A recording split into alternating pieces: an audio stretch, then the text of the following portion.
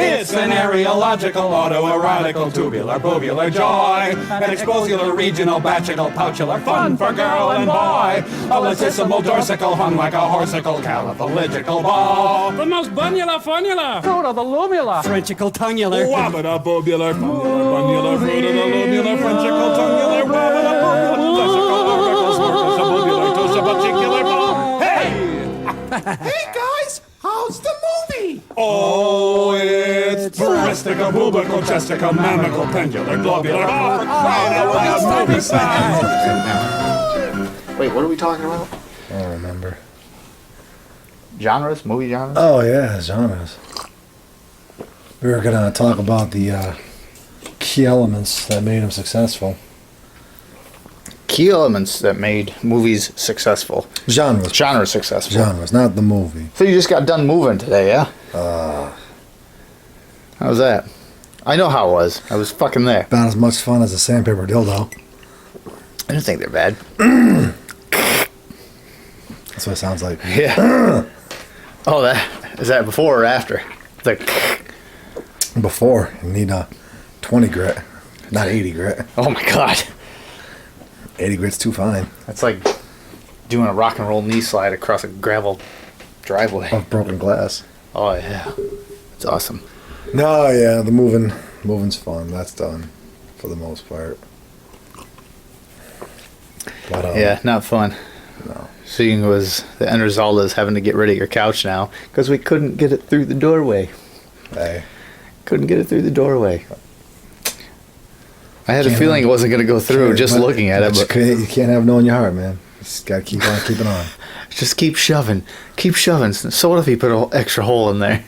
Just keep shoving until it goes in. Charlie, it's not going to go in. Just keep pushing, man. That reminds me of a meme I saw. You remember the first Spider-Man with Tobey Maguire? He goes, Peter, no, it's me. The Green Goblin. There's a meme. He goes, when you're having a threesome with your best friend, and he gets lost in the moment and sticks it in your ass, and it shows the Green Goblin. Wait, Peter, no, it's me. Oh, boy. So what happened to you the other night? Oh. What happened when you're like, oh, I'll call this guy. I'll call back. Just give me a minute. I'll call right back. Oh, dude, no. 15 minutes or 20, whatever it was. 20 minutes, I think you said. About 20 minutes. Came later. and went. And then we ended up shooting the podcast anyway, which is already up at the time of this recording. Sorry about that. Either way, guys. it's up.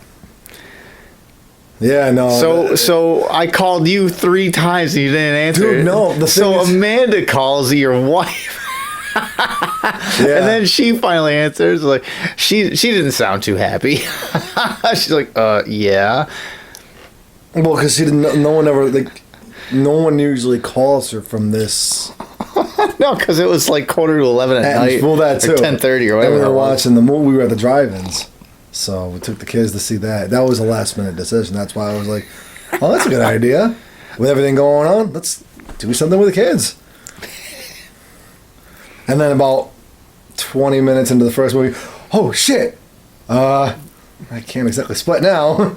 No, screw it. Here are the kids now. And then I had my phone in the car, like down in the console, and it was on silent, and I didn't have my watch. So it was vibrating, never heard it. And then Crystal's phone lit up, and yeah? Is Charlie there? That's Monterey Jack's favorite fucking genre right there. Yeah, Not genre, the Teenage Mutant Ninja Turtles. Yeah. I wore it in remembrance of him. The world doesn't know that unfortunately we lost Monterey. Tragic meat grinder accident. Meat grinder. Scary Mary's meat grinder? He said he wanted to try it. And I told him, look, dude, there is a major vein in it. And if you sever it, you will bleed out. He didn't take my word for it, so... Scary Mary didn't care. Rest in peace, Monterey Jack. Let's take a moment in silence for him. Soda drinks. Okay. Had our moment of silence for Monterey. Rest in peace. I pour some for the homies, but I don't want to ruin your carpet. Yeah, fuck. I gotta... Here you go. Anyway. Some for the homies.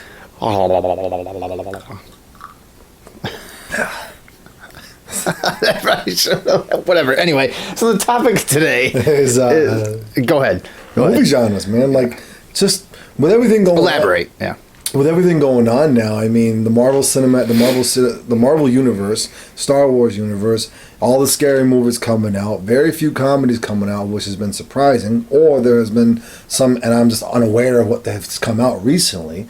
But like the movie genres in general, like I want to get some opinions, because like I'll sit there and have these conversations with people on why these movies are doing so good.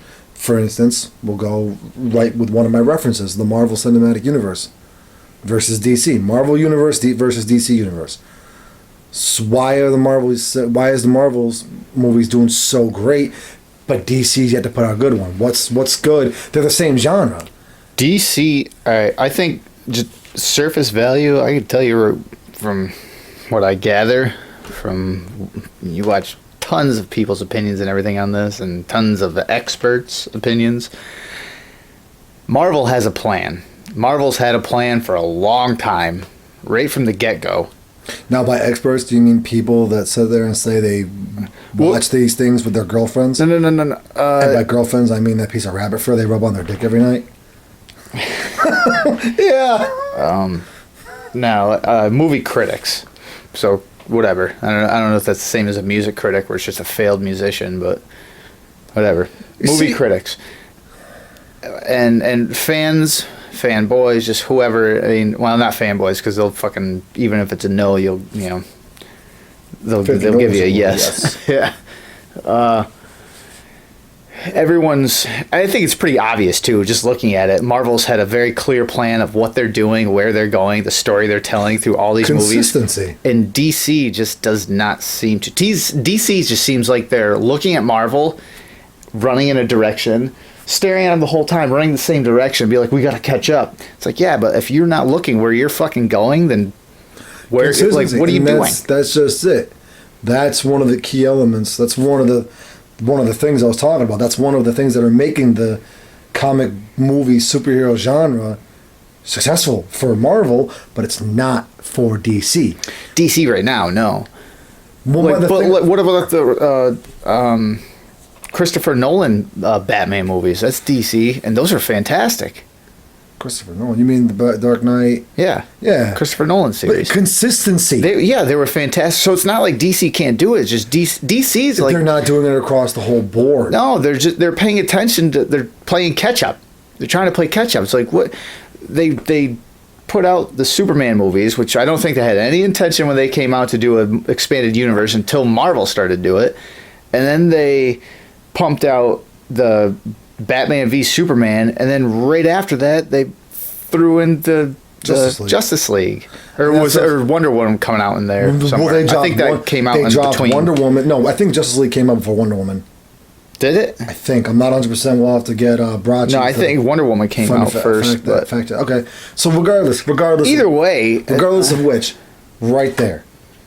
Consistency. They weren't consistent with what they were trying to do. Like you said, Marvel's doing it, let's catch up. They didn't go, you know what? Let's put out these guys, and build up to something on our own, in our own way. Yeah. Like, and initially I thought they were going for the whole serious dark thing, which I'm like, that would be great. But they how many different right out of the gate they fucking tripped up. So consistency. How many different Batmans have we had? You going back to the 60s or further to the 30s? Fuck. You can go all the way back to the very first Batman. We've had too many different Batmen. 1, 2, 3. In the last 20 years, we've had what, 6? 20 years? Michael Keaton. Well, that's going back like 30 some years. All right, let's do in the last 30 years then. You had Michael Keaton, Val Kilmer, George Clooney, Nolan, Affleck. Ben Affleck. Who else? There was another Batman. Not Christopher Nolan. He directed the movies. You're talking Christian Bale. Yeah, Christian Bale. Sorry, Bale. So 5. Ben Affleck. And who's the next one that's going to be? Oh, fucking Twilight fucking boy there. Robert Pattinson. Yeah. Yeah, number 6. We're going on our 6th fucking Batman. Yeah, but I'm okay with that because all those series. How many Captain Americas have we had? 1, 2. If you get technical, live action, we've had 2. The 80s Captain America. Yeah. And That's the only one I remember. Evans. Chris Evans. Christopher Evans. How many Tony Starks have we had? 1. How many Spider-Mans have we had? And look what happened to the Spider-Man movies. But all those were under Sony, and I think Regardless. Sony, and even they actually didn't fail at the box office. I No, think they just they didn't did meet fair. Sony's expectations. Regardless, consistency. That's been the thing. Look at The Punisher. The Punisher was one of the But most... again, that's Marvel having a plan. And when they started to like go into the process of acquiring Fox and all those properties, like they like started to like develop plans. Like, well, if it goes through, this is what we could do. Like they just had. They were consistent. They're like they had the action element. they released their next series of movies coming out. Oh yeah, a whole shit ton of them. The only one Loki, I Love and Thunder. Yep, Loki. Or no, Thor, Love and Thunder, Loki. Yeah, What If? Well, the What If. Another Doctor Strange. That's an animated one. The What If, wasn't it? Yeah, it's supposed to be. But all the Doctor voices Strange, are coming back. which I heard some kind of rumblings that the new Doctor Strange is going to be the first Marvel horror movie. Which as soon as I heard that, I was like, the multiverse or something like that, or the really? Yeah, it's a multiverse kind of thing. Which as soon as they said horror movie, I'm like, I am fucking on board. Let's see what happens. So there. for the comic superhero crossover in Blade, that was another one. Blade, yes. They teased Fantastic Four and another Guardians movie. They teased a bunch of that at the end of that panel. I remember that. But then they actually announced Blade because they brought out the guy whoever's going to play him there. Yeah. And which is going to be good. yeah, I was like, wow, they're redoing Blade. I heard a rumor about that like a half a year ago or something. But speaking of which, reboots. Have you seen the new Jay and Silent Bob trailer? Jay and Silent Bob reboot. That's what it's called. Part of it. I heard Kevin Smith talk about it in his podcast somewhere a while ago. I watched the trailer. I'm actually stoked because it's Jason Mewes and Jay and Silent Bob. I tell you, Jason he aged a lot. Like Kevin just looks a little thinner. After having a heart attack, he's aged a little bit too. Look at his face. But in comparison to oh yeah, he definitely he doesn't look like that shithead 20-year-old anymore.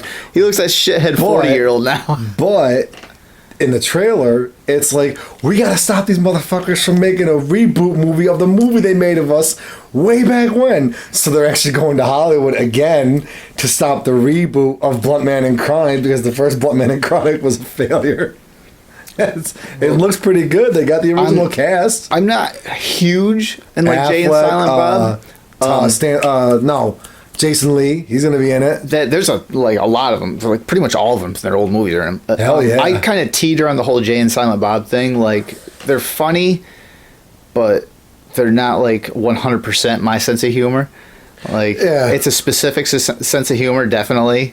And but you see that I don't like. It's not like one of those movies where I drop everything. It's like I have to like that's you. Like I don't like drop everything. But like I gotta fucking see this. Like this is one of those things. Like if I see it on Netflix or something later, I'm like, oh yeah, that's right. I'm gonna watch this. But you see, I'll be the same way. I mean, I might not. I might be able to. I might take the time to rush out and see it in theaters.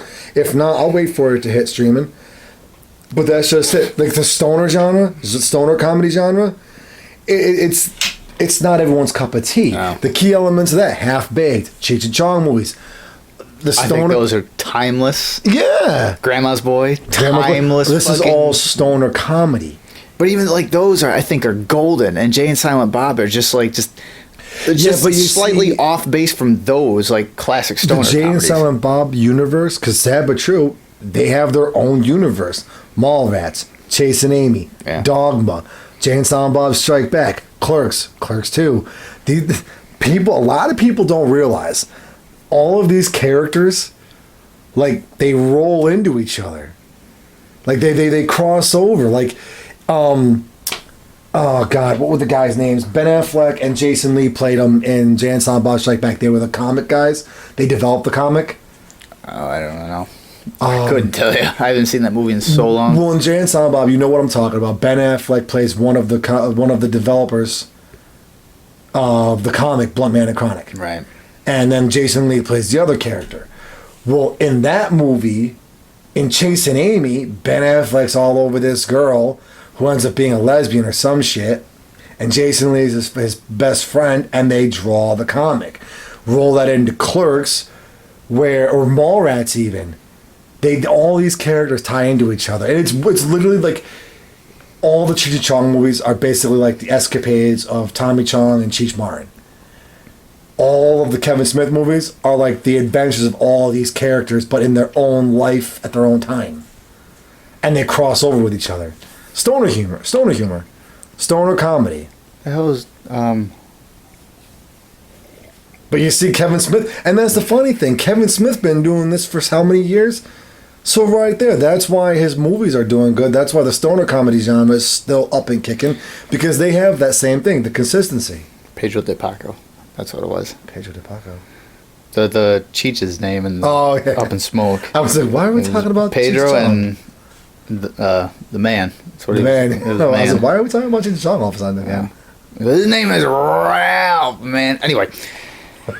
Yeah, so yeah, I'm not I did see the trailer for that. Yeah. And I was like, all right, well, but I already knew about that because, like I said, I heard Kevin Smith talking about it, and it was like his 2-hour fucking podcast of whatever. Jesus. Yeah, self-promoting, huh? It's not self-promoting. That's us promoting him, which doesn't fucking need it. No. Our like 100 viewers doesn't fucking. Yeah, do you have that many? Some of them. Have you broke 100? Nice. Nice. Impressive. Here's to another 100. I mean, I'll stick a thumb up his ass if we get 200 viewers. Oh no! I'm just saying. Right on camera. Why me all the time? Because you've done it before. I know. We'll show you those tapes later. Right there. No. Oh well. No. Another day. Okay. No, and then, but there's just, I don't know. There's so many. Well, you being the horror movie thing, like, let me get your opinion. Look at the horror genre, like the classic. I mean, if you could look at your wall, you would. On the camera, you could. If you could, you would. People would see. That'll be another podcast. We'll touch that. The fanatic you are when it comes to the old timey. Old time from like 1910. No, what I mean, straight through to the early 90s, and then it's really hit. So and miss. now, but that's what I'm saying. Like, I've watched a lot of the newer scary movies, a lot of the new, like, because they've kind of gone away from the point of a main supervillain like Jason Voorhees, Freddy Krueger. No, they haven't. Mike West. What movies? Annabelle. But that's not really. It is remake, but Annabelle. No, that's your main character is that doll. Yeah, but it's not just the doll; it's the demon behind the doll. Whatever. That's the main character. I mean, that's. But I mean, and if you want to get technical, Freddy's a demon.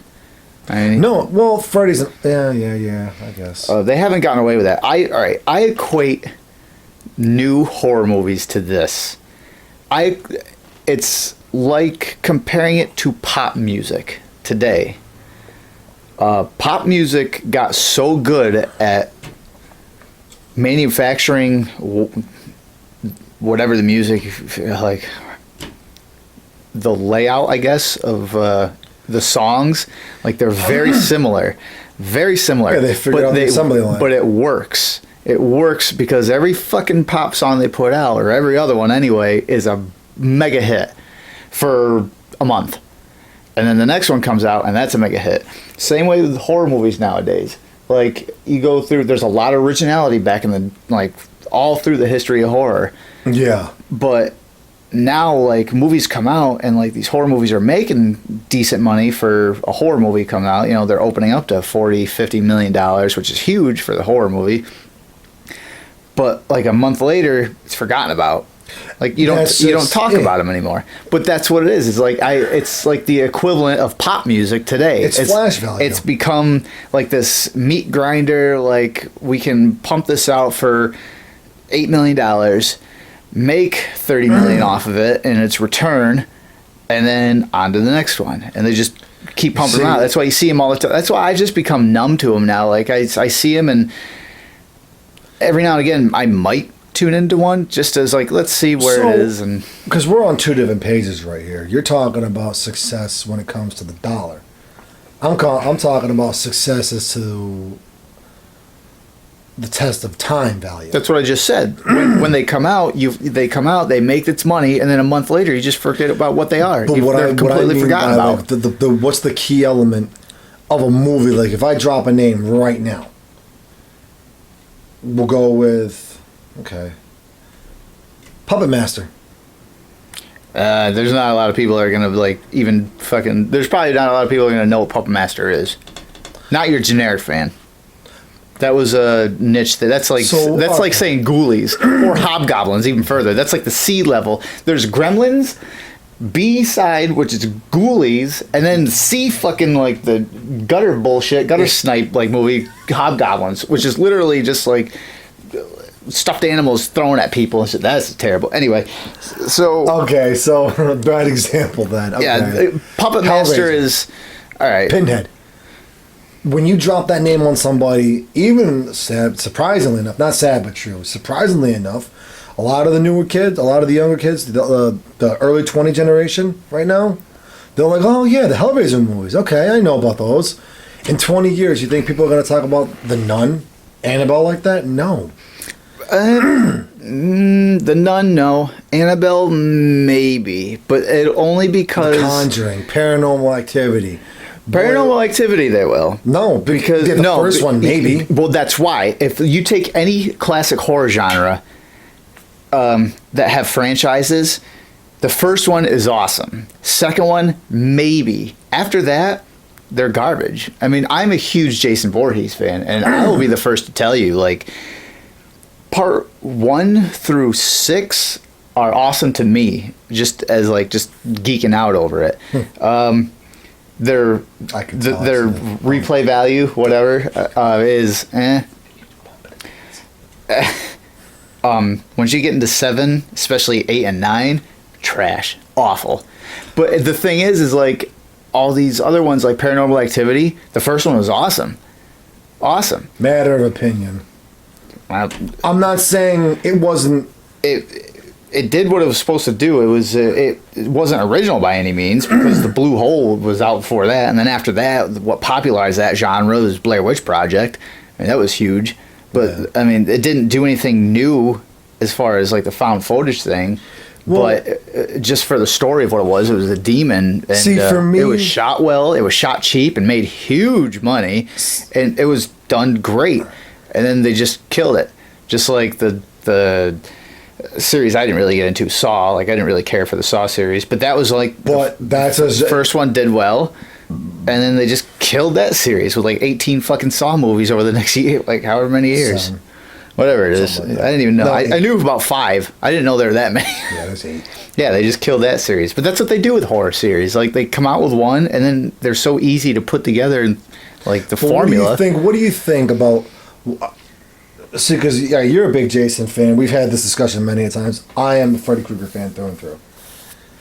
Because I prefer not the body count, the originality of the kill. There was some nifty kills in the Jason movies. I say you can't get much better than. I mean, dead. What I'm going to send you a link of all Jason's kills. What I mean by tossing the camper and the sleeping bag into the fire. Great. Stabbing the guy to the bed, folding the bed in half. Great. There was some nifty kills in there. That was Freddy vs. Jason. Well, I know that one. But how many plain basic kills were there in the Freddy movies? Where he just killed them, cut their throat. No, 99% of his kills were like fucking sick shit. He pulls Johnny Depp into a bend, shoots his guts into the ceiling. That's the first one. Exactly. Which was good. But then let's go. He takes the one kid into the comic book, turns him into a superhero, and then kills him. That was fucking stupid. Fuck that you, movie was great. awful. He turns the one girl. See, now you're talking like a fanboy. No, That was great. No, that was stupid. No, by no I love means. horror movies. I love Freddy, but that was fucking dumb. The one where he like turns the guy's like veins into a puppet and shit and makes him jump. Cool. Stupid. The movies in themselves weren't the greatest, but I think the originality behind some of these kills were badass. Like the one girl, he's weightlifting, he fucking breaks her arms backwards and kills her with the machine. Great. I think that was part 3. Then there was yeah, it was Dream Warriors, I believe. whichever. He Part 2 was he possessed the kid there, and that's how he came back. But that was before they knew where they were taking Freddy, I think. Part 2 was like this weird. Part 2 wasn't actually supposed to happen. A lot of people don't know that. Probably most of them weren't supposed to happen because they didn't know if it was going to take off. What I'm saying is, like, for me, I think that's why Freddy, even despite, because I'm not going to argue, I may have enjoyed them, but by no means were they as great as they could have been or should have been. No, well, that was All also of the Freddy movies. That was also the 80s and early 90s. Like, Oh yeah, just slash and gore. That's all they were going for. But to me, that's what I'm talking about. Like one of the key points, one of the key components that made the Freddy series, the Freddy franchise so successful was the fact that they weren't going for a Mike Myers stabbing the guy in the back or killing him from behind or in the front, whatever. Jason, he's chasing down campers. well, the first one, no. After that, it did become a body count thing because that's what took off. The first one was Wes Craven's creation. Yeah. And after that, he had nothing to do with him until New Nightmare. But that's what I'm saying. I think the original. I don't think even Nightmare or Freddy was going for a body count. No, the first one was based after actual like study in like 1950 something. I think it's remember that. 53. The sleep study, yeah.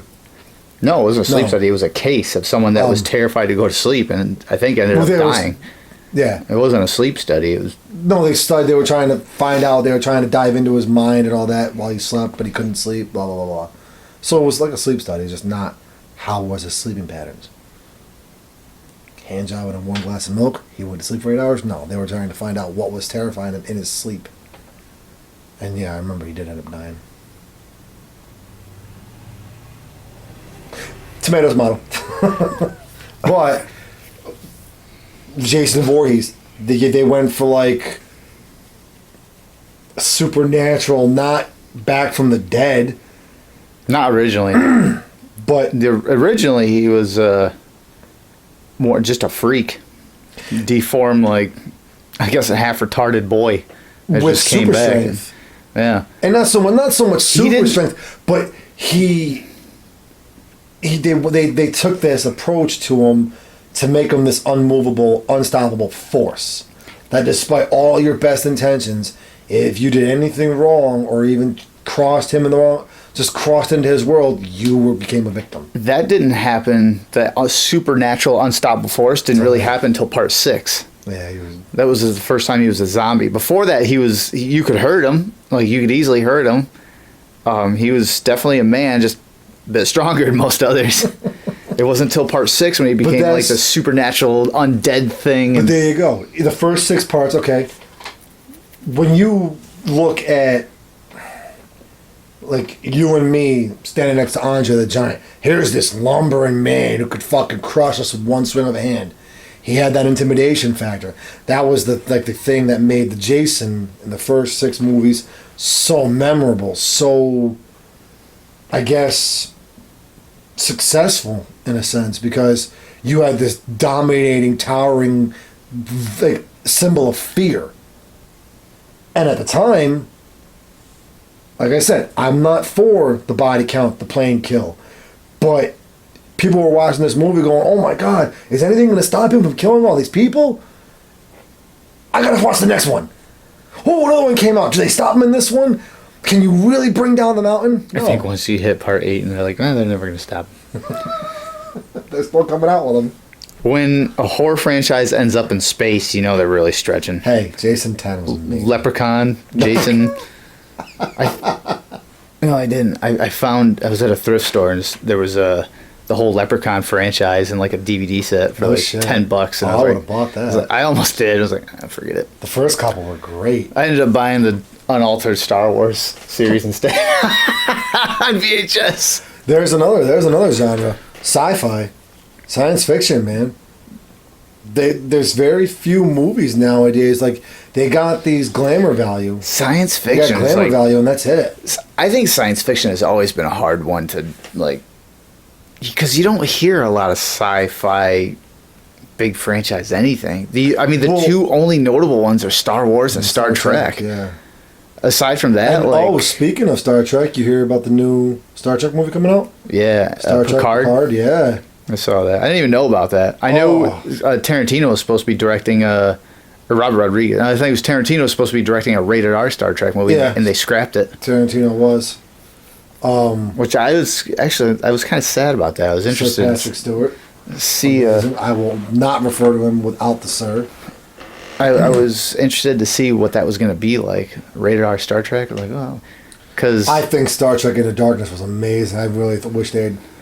If only the guy who played who was it, the Russian guy.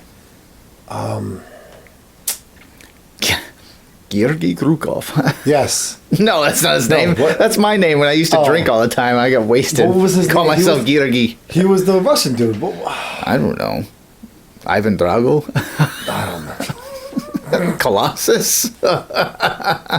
He unfortunately, rest in peace. He did. He committed suicide. That was a shame too because Colossus did. No, Oh, he the did. guy who played the Ivan Drago. the guy who played Oh. the Russian Star Trek team member. Ah, Georgy That's his name. Krukov. My name is Georgy Krukov. He was the one who Did you get the door? Wessels. It wasn't missiles. It was Wessels. I don't know. That's terrible. We shouldn't be. Aside from what? All right. So other than that, there's like Dune, which was a very You want to know? niche thing. No, you Starship know- Troopers, another one, very niche. They actually went CG though. They went to like computer generated movies and all that. It was pretty cool. They really Actually, you know what? No, I can't say sci-fi. If you consider like the new Godzilla movies that came out, Kong, Cloverfield, that's all sci-fi. well. They've got sci-fi wanna go elements. I wouldn't call them further, sci-fi. They're monster movies, but they got sci-fi Science elements. fiction. What else? What's real Interstellar? That's one. Oh, yeah, that yeah, was yeah. one that did really well. So no, I With guess Matthew McConaughey. I No. guess sci-fi Yeah. now is actually thriving. So Well, you fuck Marvel. yeah, well, they've got sci-fi elements. What is that sci-fi? It's No, it's not straight action. It's definitely not Jackie Chan or something where it's just Rumble in the Bronx. Hey, great movie. Yeah, I'm not saying it's not. I'm just saying it's. I mean, there's like mutants and well, it will be mutants, which I guess they're incorporating that in the Marvel Cinematic Yeah, Universe I heard. now. There's gonna be difference. Heard about That'll be that. cool. That'll be See- like a new Civil War kind of thing. Sorry.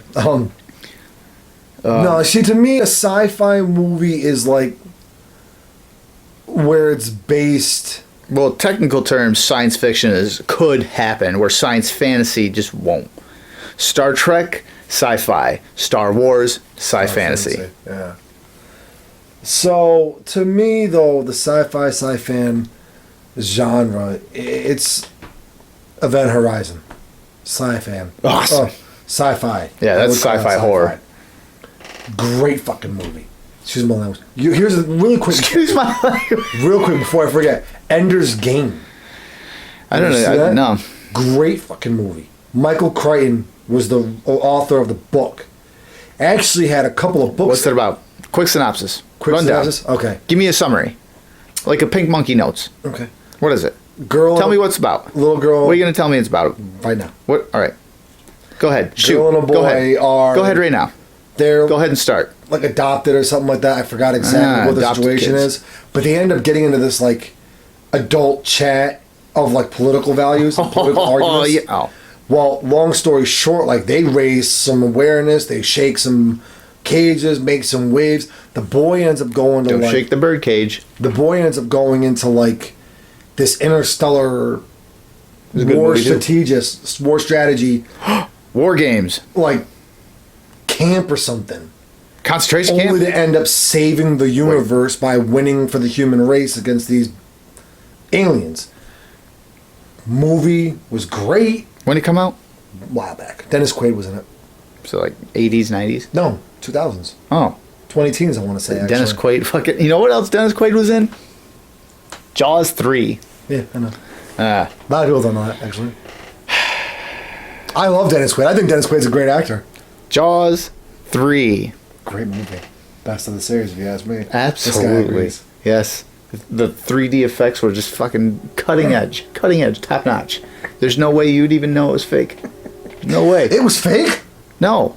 Oh, God, you almost ruined my childhood. No, of course not. It was real. They used a real shark. There least- really is a 35-foot great white somewhere out Thank there. God. 'Cause next you're going to tell me David Bowie's dead. No. At least we still have Bowie. Mr. Poole, yeah, we still have Bowie.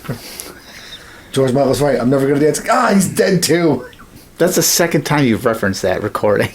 Deadpool, huh? The exact fucking line. Not today. No.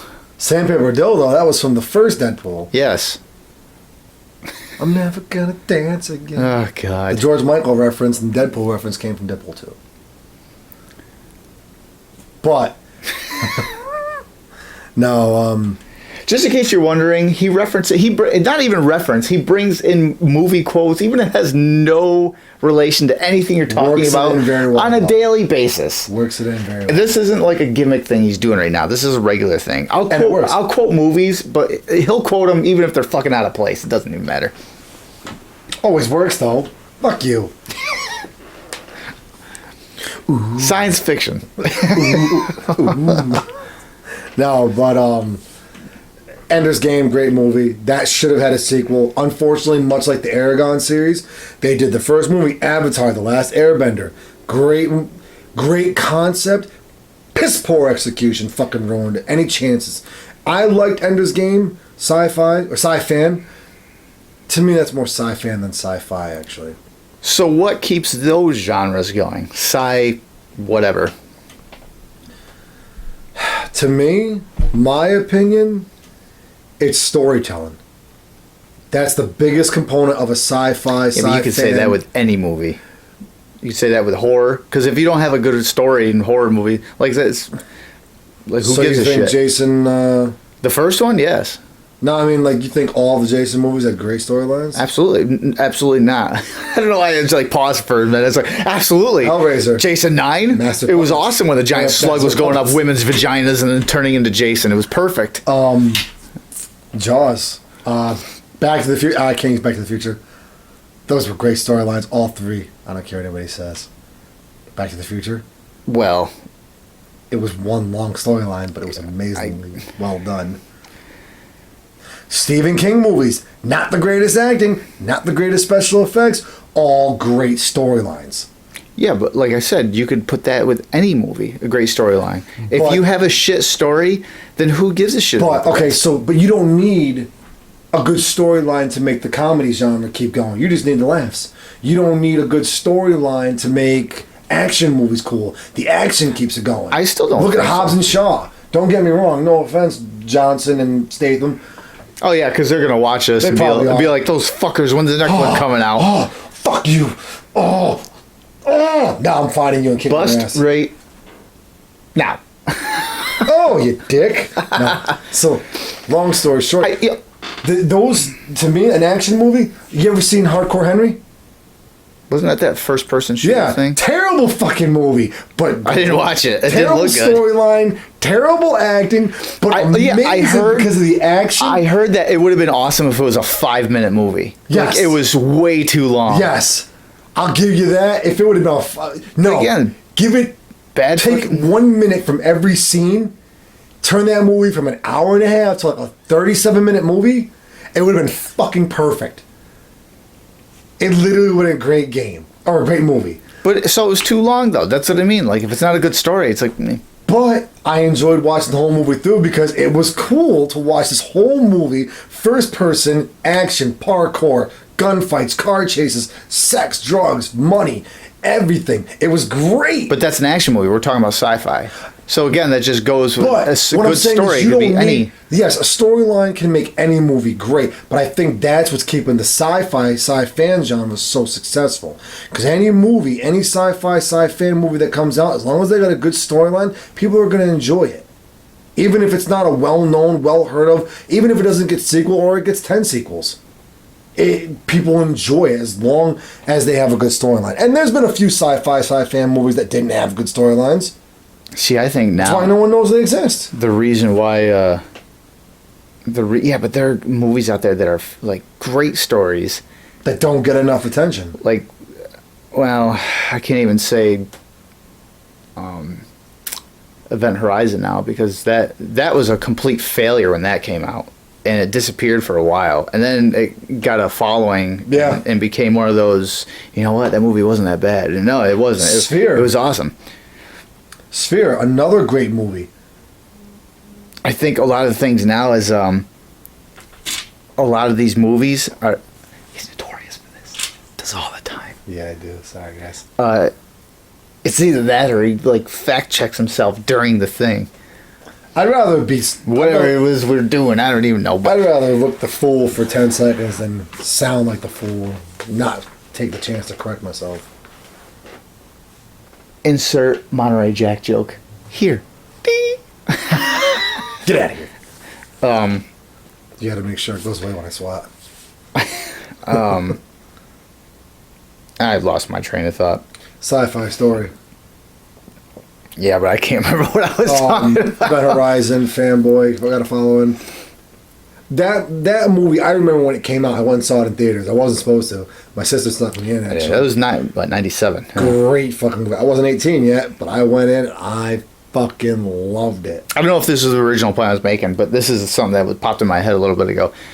I think a lot of the movies that come out now, especially like Marvel and stuff, they're combining like genres together heavily, and not just like, I mean, you'd say that about a lot of movies through a time, but now like the Marvel Cinematic Universe has combined a lot of like love stories and comedies and Yeah. elements of horror. Not a lot, they're but taking I think a they're lot going of- to really branch off now. They're taking a lot of elements from, like you said, other genres and Yeah. tying them in. And basically, time like, sci-fi if we can and- come up with a story, a timeline of, okay, here's love story, comedy, horror. But that's how they're doing so successful. Is like they're picking from every genre and every fan base and like pull them into this bigger story. All of the elements that make them successful. They're like, I'll take that. Yeah, Oh, ding. they're basically Oh, never mind. they're doing what George Lucas did in the original Star Wars series, but on this huge macro level. Let me ask you something. Let's get a little specific. Why do you think the original trilogy did so well in the new trilogy, the beginning, the early 4, 5, and 6? Why do you think they did so much better? Why do you think they did so well compared to 1, 2, and 3? Here's a better question. How many ways can you ask one question? 3. I got it right this time. Okay, what was the question now? 4, 5, and 6. Why were they so much better than 1, 2, and 3?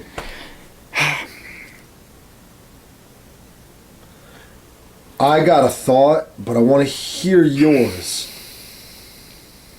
and see if it kind of piggyback mine, or if we can There's ride down this road together, hand in hand.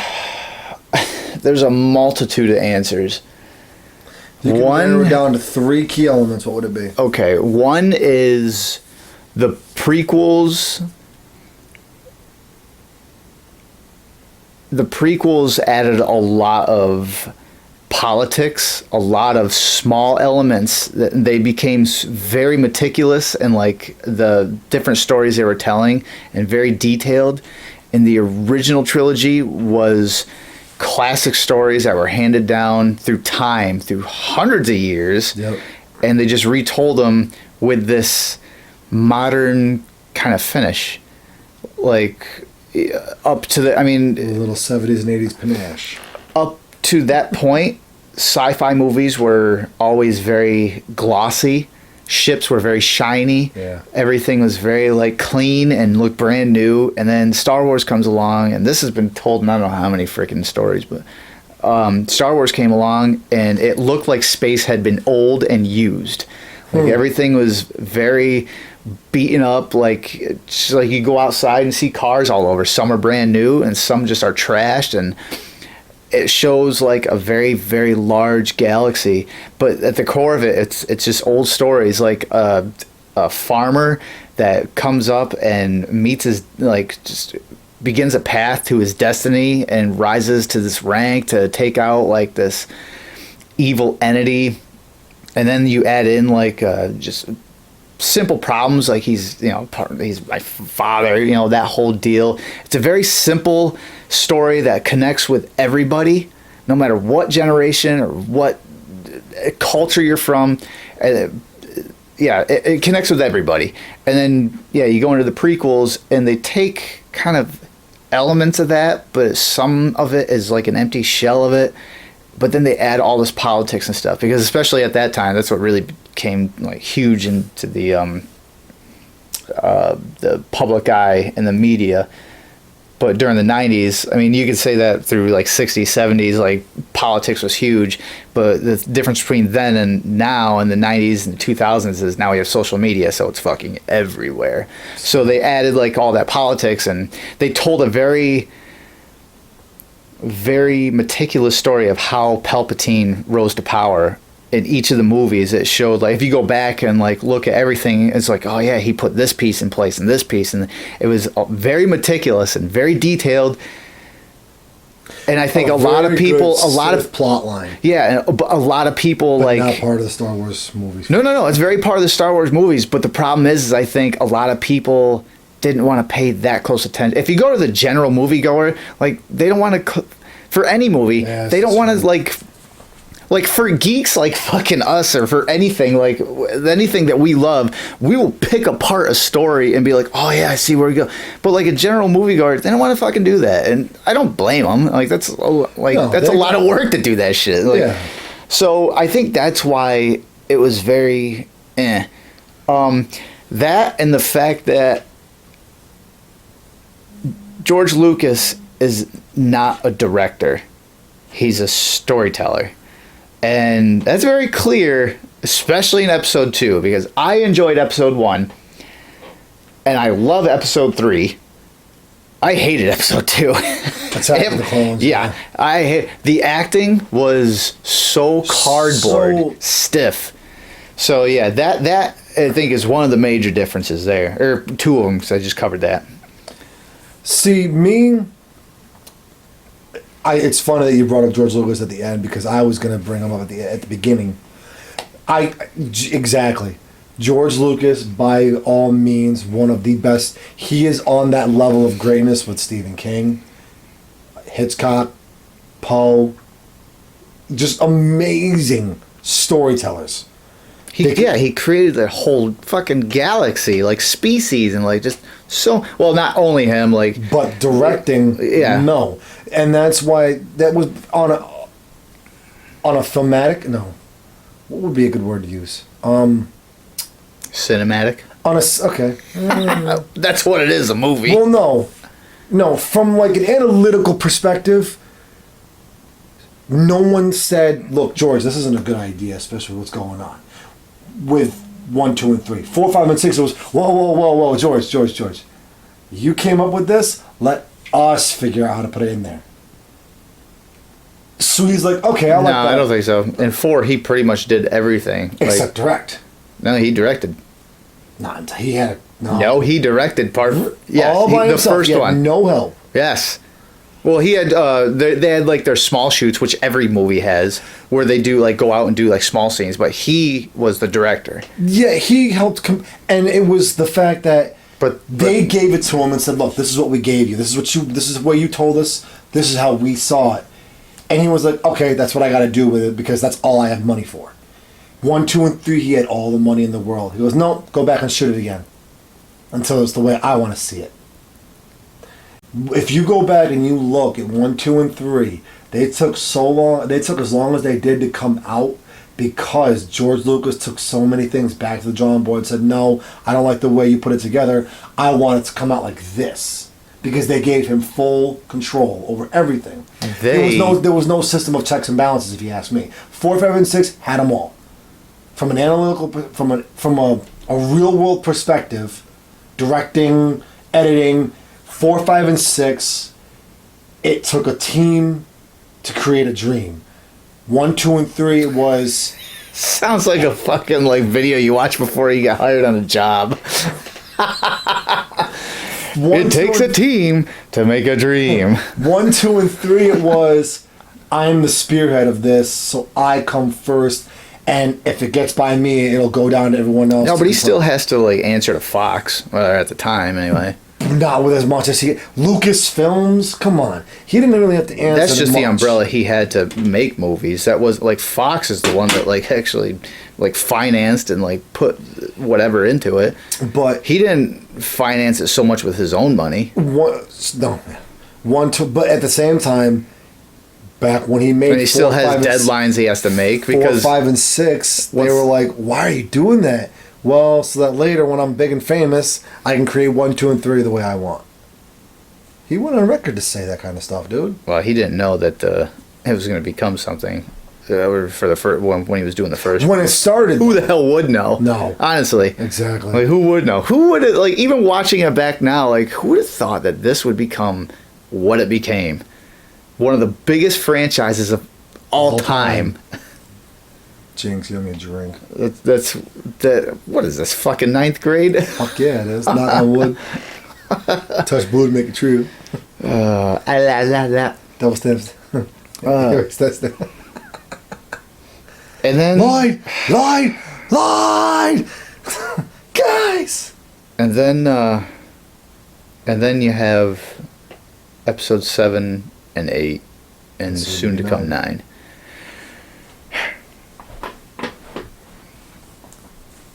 You can definitely tell George Lucas is no longer behind the wheel.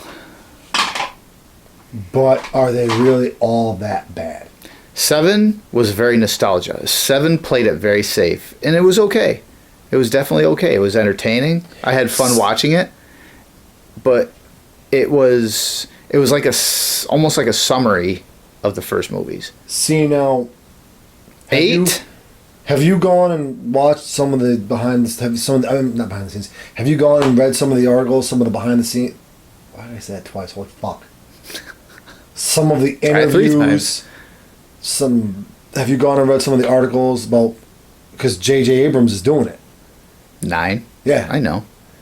Have you read some of the things he's discussed? Some of the plans, some of the paths he's... Not on 9. What I'm doing with 9 is I am going in... For 7 and 8, I, followed those movies so close. I don't want to do that for this. I want to go into this completely blind with zero expectations. Because I went into 7... as a fan and watched it, and I thought I was blown away, but then I rewatched it and be like, I see what they did. Part 8, even Part 8, I watched it. I went to the theaters and watched it. Even in the theaters with a lot of excitement for it, I saw what they did and what I didn't like the first time watching it, which right off the bat knows this is not right. But there are so many things that Part 8 was just... Let me ask you something then. I hate to cut you off. Let me ask you something then. Forget 1 through 6. Pretend you had never seen them. Walk into 7. Can you honestly say, in going into 8 and looking forward to 9, can you honestly say you'd feel the same way? Yes. Absolutely. Why? Because there were so many things, political pushes, empowerment, the shoehorn fucking scene, Cantabite scene with the stupid fucking horse llama thing racing, and they had the Disney fucking move. We have to save the... You could have cut that whole segment out and it would have had no effect on the story. Oh, fuck you. That's how I know that right there was just awful. The whole, I love you, we have to save who we love. When the fucking stupid, the laser battering ram things, I have to fly into it, and Finn was going to kill himself to save. That would have been a great sacrifice to further the story. for them getting away. But then the fucking like whoever runs into him and like, I love you. It's like, fuck. There was like no reason for that. That well, like what a fucking cop out move that was. And that's just a movie thing. That's not a Star Wars thing. But that was awful. And then added on to that, like the whole movie, like it was shot. It was colored, and the atmosphere was like dark. Which apparently that's what it was supposed to be, was a dark, like it was like The Empire Strikes Back. It was supposed to be dark. It was dark.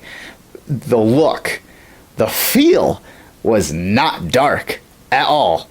It was not dark at all. It like had the look. It's like if you brought in like a horror icon, but then he's dancing around like a clown. Like, am I supposed to be scared? Because I'm not. Aroused, yes, but not scared. Strangely. But like it was everything about it. Strangely. Like, it felt forced. Not rushed, because it clearly wasn't rushed, but it felt forced. And there's no pun there. Maybe a little bit of pun. And like forced pushed. Because it was fucking just everything about it was just not good. It was just not good. As a movie. Now, as a Star Wars fan watching it, where do I begin? So, well, hold on. Let me ask you one thing, though, just to get your opinion, because I'll explain when I'm done, actually. Rewind your clock. Right. You are 35. Right. Rewind your clock 15 years, but you're in today. You don't have the values, the views, the life lessons that you've developed over the last 15 years. You're coming up in an era of nothing but snowflake, offensive, just grabbing anything to go. Time. Era. You're in that. You're in that era. Now, can you honestly say that those movies would still be bad? I don't know.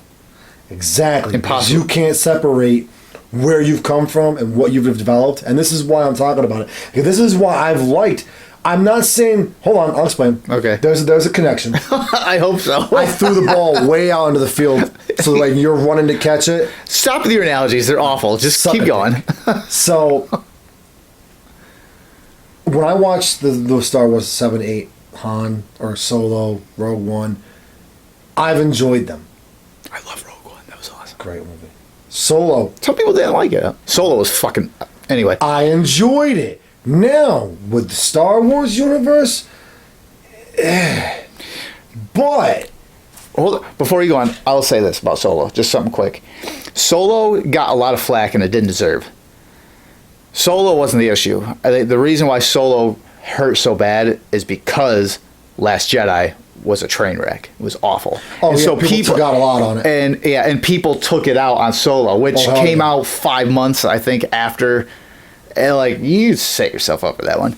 Anyway, go ahead. When I watch them, see, I try to see the value in what it is now. And I separate myself. I have to watch these movies. I've honestly watched 7, 8, Rogue One, and Solo a good 4 or 5 times a piece now. Because it's hard to watch a movie as a fanboy and it's like, you fuckers. Because I want to get mad. I find these elements that are like, the fuck are you doing? But then I stop. I finish watching it. Like, oh, whatever. I watch it again. It's like, all right, with everything going on today, let me see it now. And I take a view of like what's going on today. And that's all the Star Wars movies they did then. Well, from episode 1 through 3 and then on.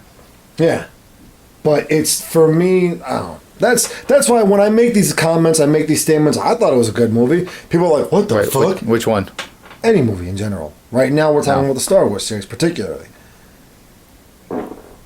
That's what I think of Last Jedi. That too. Excuse me. Sorry, I did not mean supposed to be loud. Solo. The reason why I didn't watch Solo. Have you seen Solo? Yeah, when it came out on Netflix. Please tell me. I decided not to watch it, not because I thought it was going to be bad, but because and I think because a lot of Star Wars fans did the same thing, is the only way Disney was going to listen to us, like our complaints, was not give them our money. And the only way to do that was not go see Solo. And I was like, I'm not going to go see it. And when it was on Netflix, which I don't even pay for Netflix, she does. So that's the only, like literally the only reason for something. The only reason I watched it is because I saw it scrolling through, and it was on Netflix like 2 months after it came out. So I was like, all right. So I sat down and I watched it. I was like, it's okay. It's not terrible. It's not great, but it's not terrible. I do, and you cannot. All right. I thought it was how he met Chewie was kind of cool. Like that whole like. But you gotta tell him. You gotta be honest. At the end, he popped up in that hologram, and I was like, oh, my favorite. Oh, Maul? Yeah, yeah, that was Best, cool. Came on. Hands down, Sith ever. Come on, he got cut in fucking half and still came back. Yeah, there's so many other You ones. can see that in the hologram. Raven, You see the cybernetic belt. Bane. There's so many others that are way more powerful and just awesome. See, but that's just it. But have you done like the comic? Now we're getting. Have you like read like the? Yeah, I've read quite a bit. Like the comics and novels. Like there's so many awesome ones out there. There's some great ones. Yeah. They're Dark Jedi. Like, but Maul though, like not many of them have the same story. Like it's the story. Like, maybe it's because it's relatable, for me. And I mean this, far fetched, hard to believe. So tell me your story. How does it compare to Maul's? Let's see. Maul Go ahead. was taken away from his home planet by Darth Sidious and put through grueling. From the day he could walk, he was getting trained in the harshest of ways. I forgot you were taken away from your home. No, I wasn't, but I had. And you had to. No, I wasn't. Okay, so when did it start to like fall along your path in life? It's the rough upbringing. I mean, I wasn't exactly. What old man abducted you and then? I don't want to talk about it. Oh my God! Uncle Paul, he said he loved me. He said I was his favorite nephew in that position. No, but seriously, I that to me is a relatable story. Okay. And a lot of the other Vader's is a relatable story to me too. I mean, Plagueis. Plagueis. Yeah. How's that? Became the most wise Sith Lord of all time. Yeah, look what that got him. Yeah, murdered by his apprentice. But he might still be alive. Yes, because he was the one who figured out immortality. The Emperor did too. Oh no, the Emperor figured out time travel. Yeah, he figured out time travel. Immortality. Or possibly immortality too. You know, the person that fact checked that would be Trevor. That's who I got to get on this. If you're watching this, Trevor, right now, we got to get you on the show. Yeah. That's who I got to fucking have a powwow with, the Star Wars. No, but the disconnection, the very few, the no friends, the rough upbringing. The getting cut in half by some fucking I'd show you my cybernetic belt holding Jedi, like knight in training. Qui-Gon.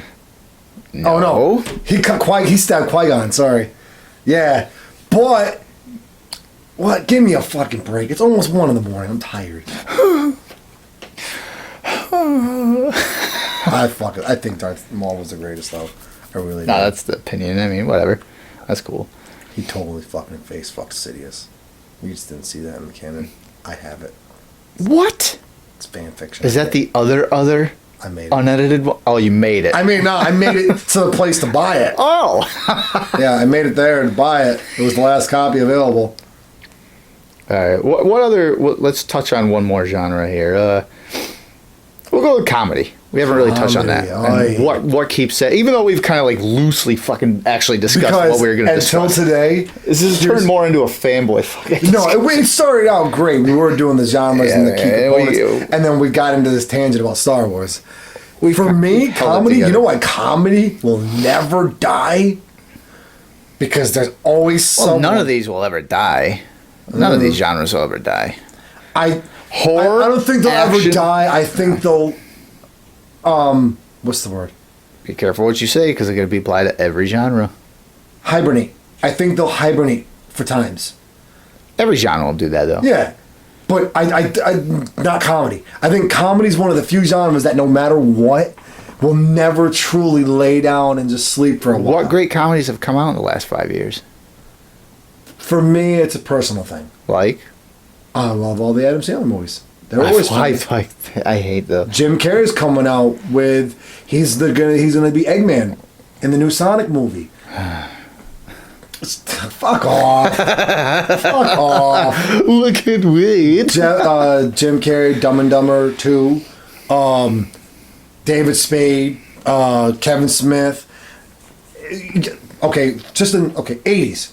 Ghostbusters, great comedy movies, if you ask me. What other big comedy movies? Weird Science, good comedy. Not really a comedy, whatever. Get into the 90s, Tommy Boy, Black Sheep, all the Adam Sandler movies. Go to the 2000s. You got what's the reoccurring factor there? not just Adam Sandler. I think it's George Carlin started movies. Saturday Night Live. All Bill those Murray, movies were Dan from Aykroyd, Saturday Night Chevy Live. Chase, Artie Lang, all these guys. Artie Lang was Mad TV. Oh yeah, in Living Color. Jim Carrey was in Living Color, but he crossed over to Saturday Night Live. Well, he hosted it, yeah. Mad TV, in Living Color, Saturday Night Live, Sketch comedy. sketch comedy, Variety. Chris Rock, Kevin Hart. Nowadays, he's not in sketch comedy. I don't think he's funny at all. I That's watched. why I said, and I did say, you have to remember, I did say, fact check, rewind it, replay that scene right there. Huh? I did say earlier, this is my opinion. Oh yeah, that's what I mean. I don't think he's funny at all. I know a lot of people are like, you gotta check out Kevin Hart. Ben I'm Affleck, like, all right. he had some fucking good comedies. Yeah, he was awesome in the 90s. Yeah. Wow. There was every decade's got its few that stand out and just go for gold. Again, you can say that with any genre. Johnny Knoxville, the whole Jackass crew. They were popular for a couple of years. Couple years. Yeah. Jackass went running for how many years on MTV? I don't know. It was Quite a good few years. They had Wild Boys out there, 99. It blew up in 99, didn't it? and it went to the late 2000s. And then It was a late. I Yeah. didn't know it was fucking late. Then the movies were coming out at that point. I heard. Well, the movies came out in like 2001 or something like the that. first one. Yeah. The last one just came out. Yeah, but honestly, I forgot all about 70 him. years ago. Yeah, I forgot all about him like after the first couple of years. But that's just it. A lot of people did because a lot of other stuff. That's what I was mean. coming A out. lot of people did. A lot of forget about him. Like, all right, that's But done. not just the Jackass movies, the whole genre, the comedy. That was just stunt comedy. That was just stupid, fucking reckless comedy, doing stupid shit. But it made you laugh. You know what's come out of that now though? Ridiculousness was that Oh, show God. that just well, that's what it is though. With Bob Dyrdek. Yeah, No. that's exactly what it is. It's reality shit. The only difference is they take MST3K or those two fucking Muppets I'm there. sorry. I'll go on fucking camera with this ridiculousness, whatever the fucking shows. I don't even want to say the name of the show right, because Tosh Point oh was doing it before him. Whatever. That's the same thing. Tosh Point oh was so much better in that sense. The fact is like they're just taking shit and just making that real life stuff and just making it funny. But if you which wanna get all into that- that stems from whatever we're talking, Jackass. But if you want to get into that, go back to Jackass. I even brought up Jackass. I was talking about the movies, but the shows, going to shows, comedy shows, they've always been around. You remember- get into shows now. You remember which it wasn't popular, but I thought it was just odd and funny. Was the Tom Green show? That was great. That was so great. It's so fucking gross, but boy, it was great. but that's When he just- makes his like fucking whoever he Tom was, he Green. makes him throw up with his hand, like his fingers in his throat, makes him throw up, and he makes himself throw. I was like, what the fuck, man? But that's just it. Every decade, every generation's got that comic, that But again, comedic value. That you could will say go that. there. You could say that with every genre. But But what makes this genre? What makes comedy like stand the test of time?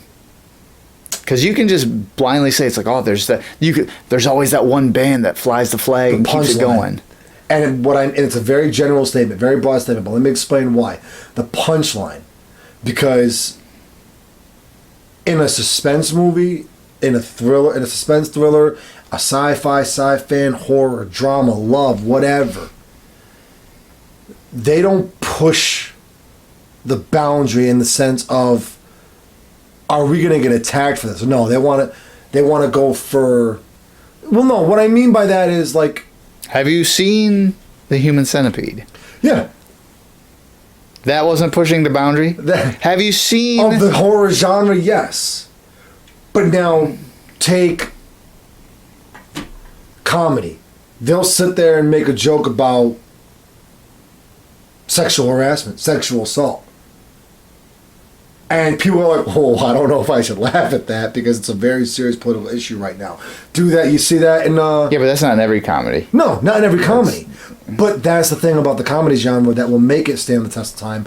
I think above all the rest. Some movie's going to come out, some comedy, some comedian, some comic is going to be in some scenario where they're going to make a statement that's going to push that shit and be like, oh, I shouldn't laugh. Like Jim Jeffries. Look at fucking Jim Jeffries.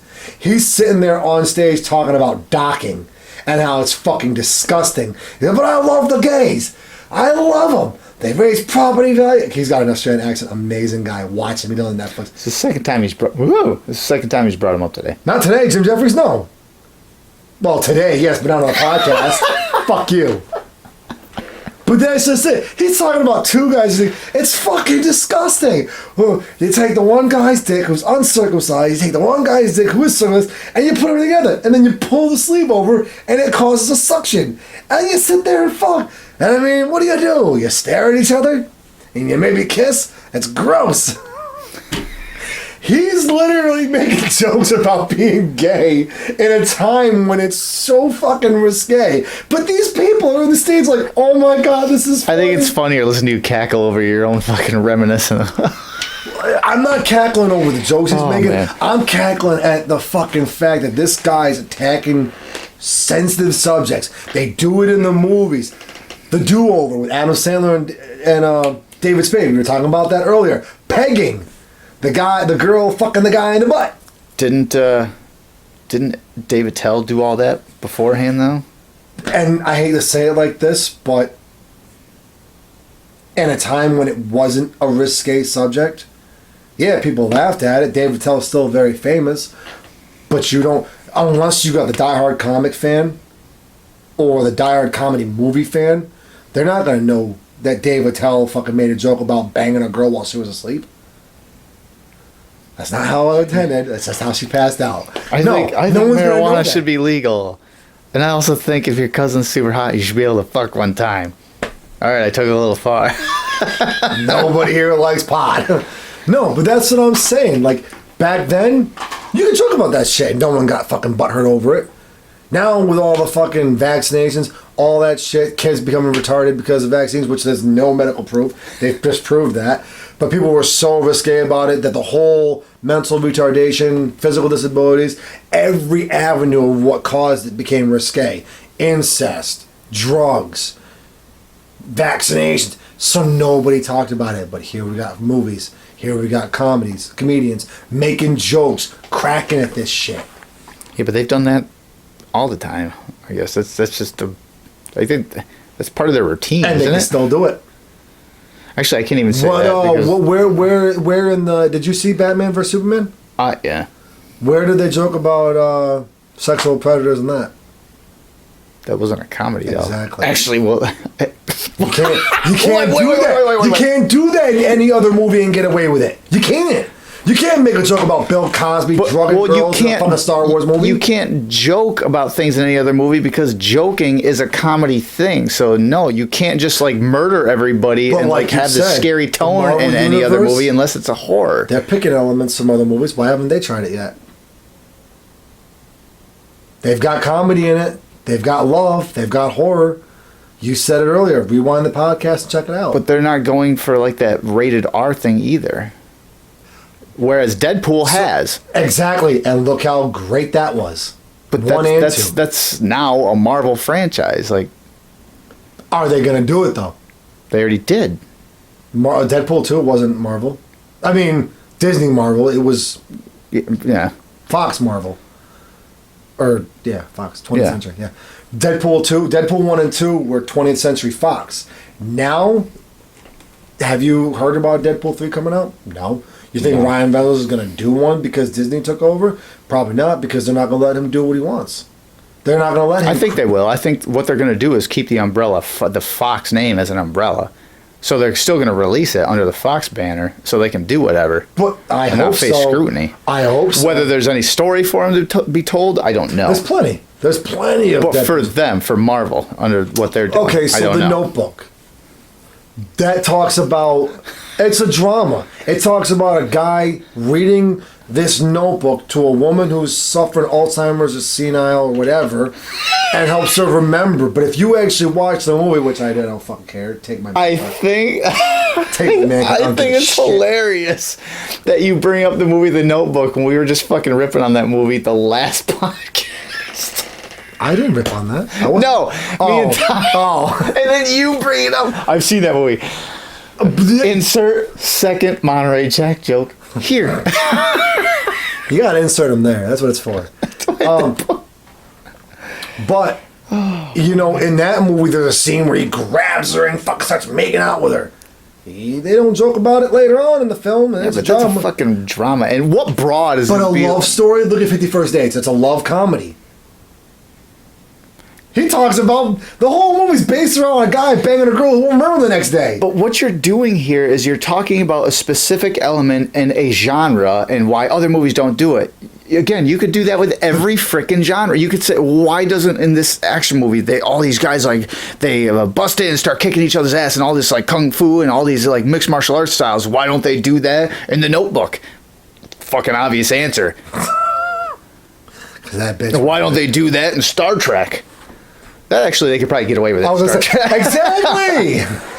But why don't they do that? And Well, no, the point- why don't they the do that point- in Beetlejuice? It's like, See, I'm drawing connections, very thin connections to other genres. Here is- the point I was trying to make was, I think for me, like I said before, this is my opinion. I did say that. I think the comedy genre will always stand the test of time and never really have a true hibernation period like other genres might, because it's a current event channel. You can make all the jokes, any jokes about what's going on, whether it's risque or not, and make it successful. okay, you just reworded your whole thing then. Okay. Then I apologize. Because your first, what you started off saying like it was I was a strong no, but all right. So you're talking about the South Park thing. It's a current event thing. All right. And I can agree that's with the that. point I was trying to make, and I'm sorry. I just Because the whole time, like, rewind and watch no. this podcast. There's a couple points I'm like, well, how do I want to say this? There's a couple times I was trying to do that. I would say timing. It took me dancing around the subject and formulate the thought. That Swallow. that shows you how it'll last. How it is defined. I would say comedy is defined by the timing, not so much like the content, but the timing. Because if you don't have a right time, and this is with any comedian, will tell you the same thing. But that's also if your timing is wrong, then you're that can be said with any genre though too. No.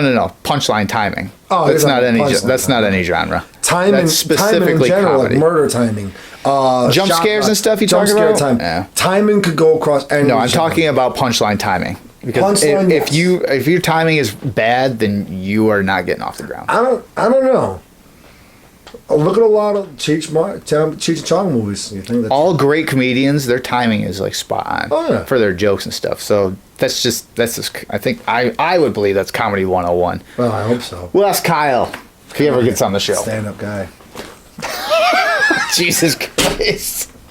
I'm done with this. He's gonna give me a blowjob, guys. Oh, God.